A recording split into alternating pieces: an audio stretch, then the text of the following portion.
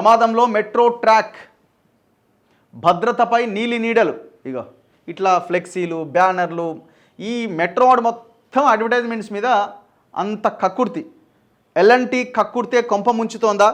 Track చుట్టూ ఇష్టారాజ్యంగా hoardings, రాత్రి కాగానే పవర్ సప్లై డౌన్. ఎల్ఎన్టీని అలర్ట్ చేసిన హెచ్ఎంఆర్ఎల్, రైల్వే సేఫ్టీ అథారిటీతో కాకుండా జేఎన్టీయూతో సర్టిఫికెట్స్. ఇటీవలే బోల్ట్ పడి వాహనదారుడికి గాయాలు. ఒక్కసారి సమస్య వస్తే ఆటంకాలు తప్పవంటున్న నిపుణులు. ఎల్ఎన్టీ వర్సెస్ హెచ్ఎంఆర్ఎల్గా వ్యవహారం. జిహెచ్ఎంసీకి 150 కోట్ల దాకా పేరుకుపోయిన బకాయిలు. మేడిగడ్డ గుణపాఠంతో అయినా మెట్రో విషయంలో జాగ్రత్త పడలేరా? ఎల్ఎన్టీ అజాగ్రత్త, ఆశలపై స్వేచ్ఛ ఎక్స్క్లూజివ్ స్టోరీ. మీరు చూడండి, మెట్రో దగ్గర లాలీపాప్స్ అని అక్కడ హోర్డింగ్సే, అక్కడ అడ్వర్టైజ్మెంట్సే, మొత్తం పైన అడ్వర్టైజ్మెంట్సే. అసలు మెట్రో వెహికల్ వెళ్ళే ట్రాక్ పక్కన కూడా హోర్డింగ్ పెడతాడా? ఆ ట్రాక్ ఇటు సైడ్, అటు సైడ్ ఇటు సైడ్ హోర్డింగ్సే. మీరు అసలు ఇంకా దారుణం ఏంటంటే, అసలు మెట్రోకి సంబంధించిన స్టేషన్ల పేర్ల ముందే ప్రైవేట్ కంపెనీ పేరు పెడుతున్నారు. ఎల్బీ నగర్లో వాసవి వాడి పేరు పెట్టారు, వాసవి ఎల్బీ నగర్ అట రాసి ఇచ్చినట్టు. ఎవడైనా స్టేషన్ పేరుని స్టేషన్ పేరు కిందనే ఉంచాలా? మళ్ళీ ఈడేంది ఇక్కడేదో పెట్టిరు, ఏదో ఫ్రీడమ్ ఆయిల్ మూసాపేట ఏదో ఉంది గిడ ఒకటి స్టేషన్, మూసాపేట ఇంకేదో స్టేషన్, ఫ్రీడమేనా? ఫ్రీడమ్ మూసాపేట అట. మేడిగడ్డ కుంగుబాటులో తప్పించుకునేందుకు ఎన్డీఎస్ఏ రిపోర్ట్ని తప్పుపట్టిన ఎల్ఎన్టీ తప్పిదాలు, అక్రమాలు ఒక్కొక్కటిగా బయటపడుతున్నాయి. ఓహో, ఈ మేడిగడ్డ కట్టింది కూడా వీడే. హైదరాబాద్ మెట్రోను కూడా ప్రమాదపు అంచుల్లోకి నెడుతున్నదనే విమర్శలు మొదలైనవి. రైల్వే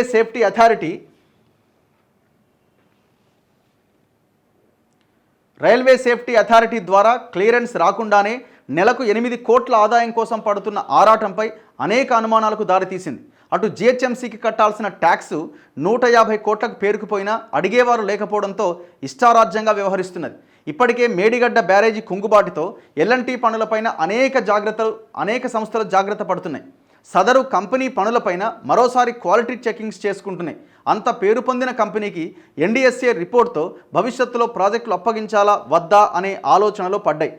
మెట్రోకు ప్రమాదం ఎక్కడంటే, ఎల్ఎన్టీ మెట్రో ట్రాక్ పైన బోర్డులు పెట్టుకునేలా నామినేషన్ పద్ధతిలో అడ్వర్టైజింగ్ సంస్థలకు అనుమతిచ్చింది.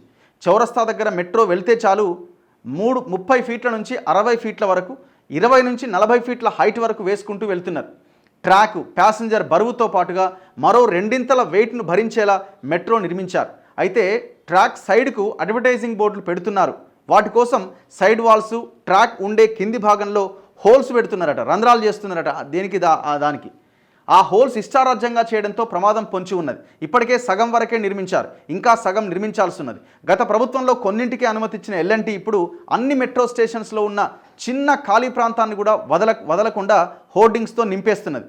దీంతో ఒక్కొక్క గోడకి, బీమ్స్కి పట్టు కోల్పోయేలా రంధ్రాలు అవుతున్నాయి.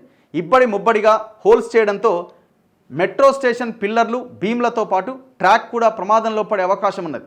గతంలో వీటిపైన హైకోర్టులో కొంతమంది పిటిషన్ దాఖలు చేశారు. వారితో బలవంతంగా విత్డ్రా చేయించడంలో అడ్వర్టైజింగ్ ఏజెన్సీలు సక్సెస్ అయ్యాయి.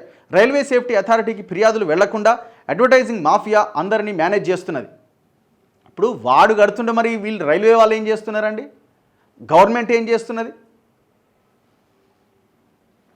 లో వోల్టేజ్ పవర్ను అధిగమించి మెట్రో రైలుతో పాటు స్టేషన్స్లో కరెంటు సాఫీగా కొనసాగేలా డిమాండ్ వరకే సప్లై సిస్టమ్ ఉంటుంది. కానీ ఎల్ఎన్టీ అదనపు ఆదాయం కోసం ఏర్పాటు చేస్తున్న ఈ అడ్వర్టైజింగ్ బోర్డులతో సమస్యలు వస్తున్నాయి.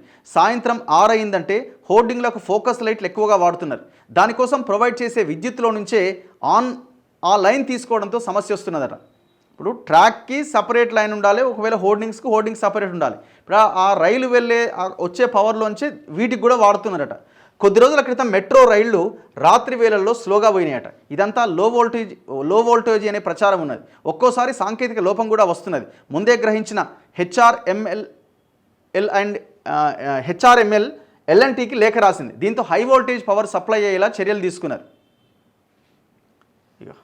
సోమేష్ కుమార్ సీఎస్గా ఉన్నప్పుడు మెట్రో అడ్వర్టైజింగ్ పైన ఎల్ఎన్టీ స్క్వేర్ మీటర్కు 35 రూపాయలు జిహెచ్ఎంసీకి చెల్లించాలని జీవో ఇచ్చిందట.